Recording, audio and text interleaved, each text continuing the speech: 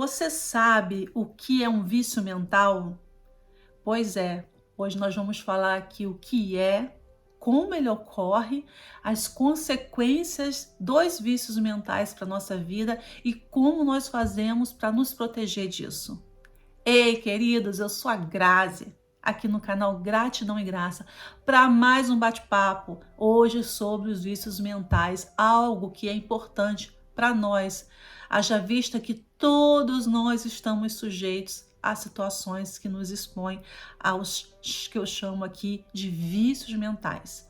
Os vícios mentais são situações que nós somos tão expostos ao longo de uma vida, ao longo de uma fase, que com o passar do tempo, comportamentos que outrora nós poderíamos achar que não cabia para nós, coisas que não poderiam fazer parte da nossa vida, acabam fazendo parte, porque nós somos tão expostos àquilo que aquilo se torna uma coisa comum e aquilo vem para nossa vida de uma maneira viciante.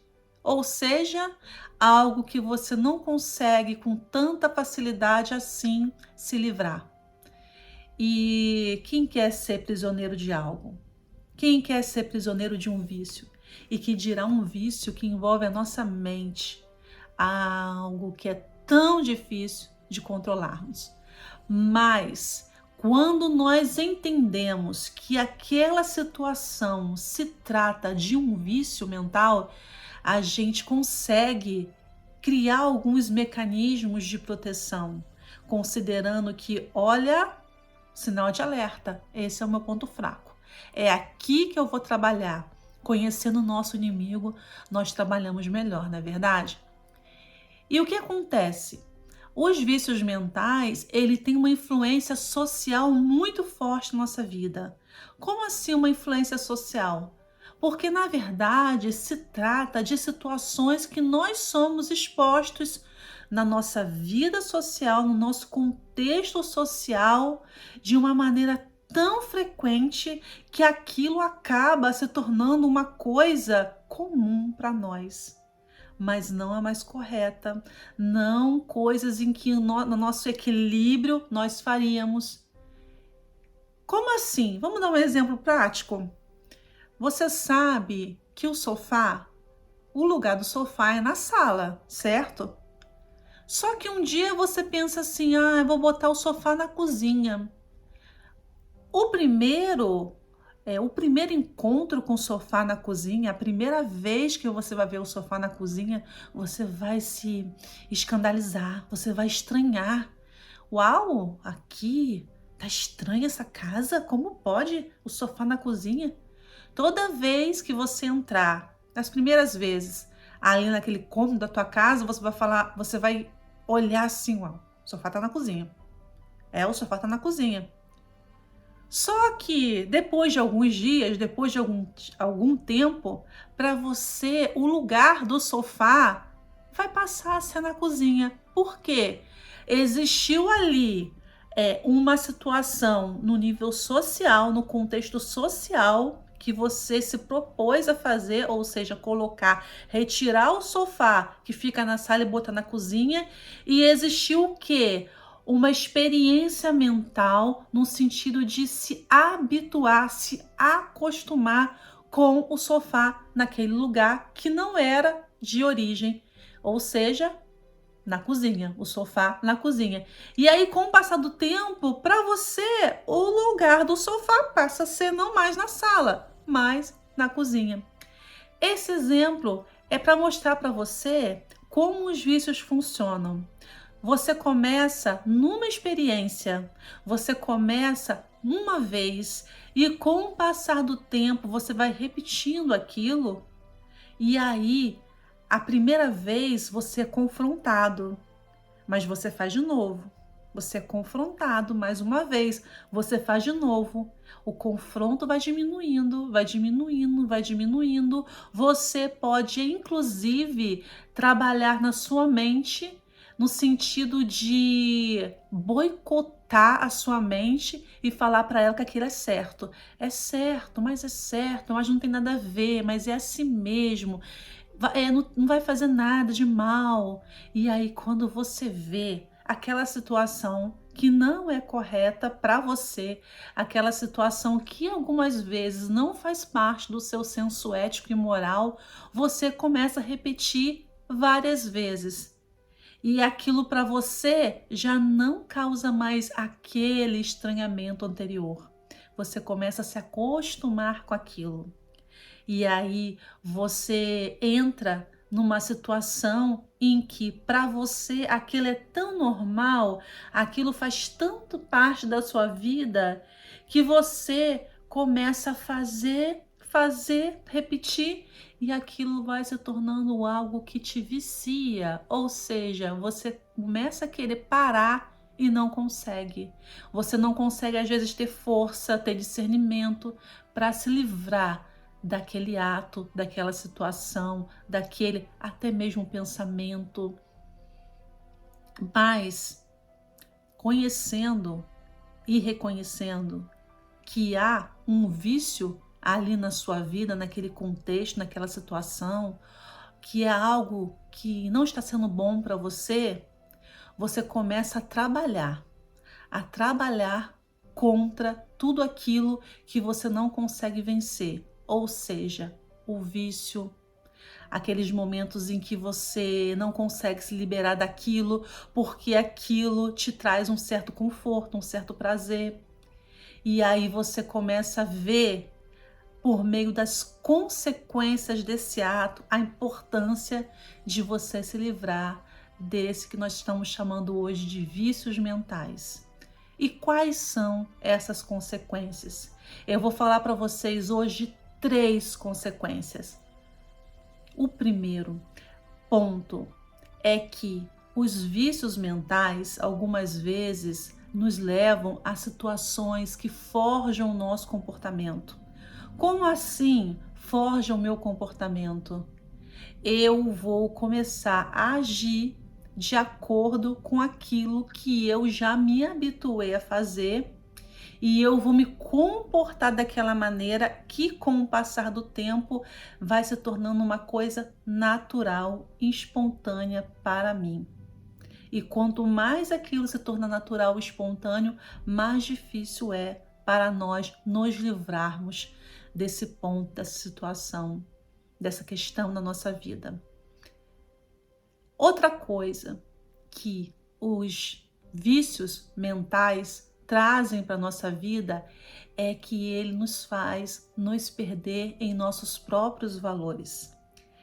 Se antes a gente entende que o lugar do sofá é na sala, por uma questão de estética, né, da casa, enfim, de um senso comum, né, que o lugar que a gente vai ver televisão e tal, quando você faz esse movimento de trocar ali aquele móvel de lugar, o seu valor começa a mudar. Você começa a pensar que ali pode ser o lugar dele. E por mais que você entenda que não é, que na verdade existe aí uma coisa que é ditada culturalmente, e que existe ali também um propósito de ser, uma razão de ser, que é o sofá estar na sala, é um lugar de comunhão, um lugar que você vai se reunir com a sua família, que você vai assistir televisão.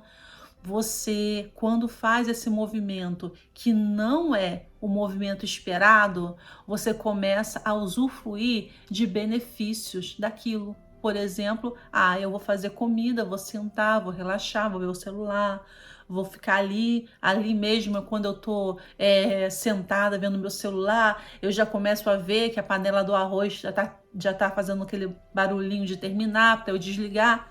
Vão ter alguns benefícios ali, mas é o mais correto? Não é. Você pode fazer o que você quiser. Na verdade, esse exemplo do sofá na sala ou na cozinha é apenas um exemplo banal para explicar comportamentos danosos, chegando no nosso terceiro ponto. Eles nos violam. Esses vícios, eles trazem situações até mesmo perigosas para nós. E agora eu vou falar de algo para vocês muito prático. E que você talvez, se você não me entendeu até agora, agora você vai me entender melhor. Hoje nós temos uma sociedade extremamente tecnológica. Cada dia mais estão aumentando as situações, por exemplo, dos vícios em pornografia. Não apenas para homens, para mulheres também, para jovens e até mesmo para crianças.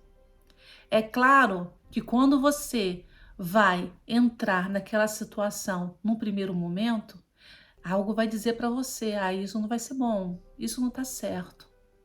Só que você vai a segunda, a terceira, a quarta vez e pontos que vão te favorecer, ninguém vai saber. Eu estou preso no trânsito, eu não tenho o que fazer. Então são muitas questões ali que vão dizer para você que ninguém tem nada com isso e que isso não vai trazer nada para sua vida. E aí você repete, repete, repete. Quando você vai ver, você já está viciado naquela situação, naquele ato. E pesquisas apontam que estão crescendo assustadoramente casos de vícios nesse sentido.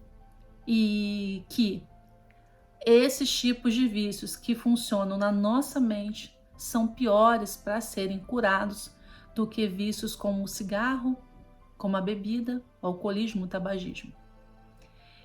Outros exemplos, vícios em games. Outros exemplos, vícios em jogos. Nós temos inúmeros exemplos no nosso dia a dia de situações que nos viciam, que tiram a gente da nossa rotina, que nos afetam, que nos expõem a situações danosas, especialmente nas redes sociais. Quando a gente vê aí quantos casos aí de pessoas que se expõem, violam seu corpo e depois acabam sendo vítimas de quadrilhas, de ameaças, de pedir dinheiro e tudo mais. Você já deve ter ouvido falar nisso. Então, agora que nós falamos das consequências que os vícios mentais trazem para as nossas vidas, as consequências danosas, eu queria ler para você uma passagem bíblica que está lá em Hebreus 4:12, que nos fala assim: porque a palavra de Deus é viva e eficaz, é mais penetrante do que qualquer espada de 2 gumes e penetra até a divisão da alma e do espírito e das juntas e medulas e é apta para discernir os pensamentos e intenções do coração. Os pensamentos e intenções do coração são protegidos pela palavra de Deus. Se você deseja proteger o seu pensamento, se você deseja proteger o seu coração, vá para a palavra de Deus. Ela vai vir na medida certa, no jeito certo e vai começar a blindar o teu coração, blindar as tuas reações. E quando você for ser dirigido a voltar para aquela situação, a palavra vai te confrontar. A palavra vai te ajudar, porque ela não só te confronta, ela te dá forças para vencer. Na palavra de Deus, nós temos uma espada, nós temos um escudo que nos protege. A palavra de Deus é proteção para a nossa vida, para a nossa alma, para os nossos corações. Existem outros mecanismos também que nos protegem. É você conhecer o que te afeta, os gatilhos que te levam algumas vezes a certas situações, porque pode ser que você adentre em uma situação de um vício mental por conta de algo que aconteceu no seu passado. Reconhecer o que acontece vai te favorecer nessa luta quanto a isso, que você está vivendo. Proteja o seu coração, proteja a sua mente e assim você vai proteger também as pessoas que você ama. Eu te convido hoje a se confrontar. Todos nós nos confrontamos diante de Deus sem medo e pré-julgamento, mas na intenção de melhorar, porque Deus conhece o nosso coração. Nós não devemos apontar erros, todos nós temos os nossos pontos fracos, mas diante de Deus nós podemos confessar e receber ajuda, e receber amor, e receber proteção por meio da palavra dele. Eu desejo que você tenha um dia abençoado, que Deus proteja você, proteja a sua família, proteja a sua mente e o seu coração.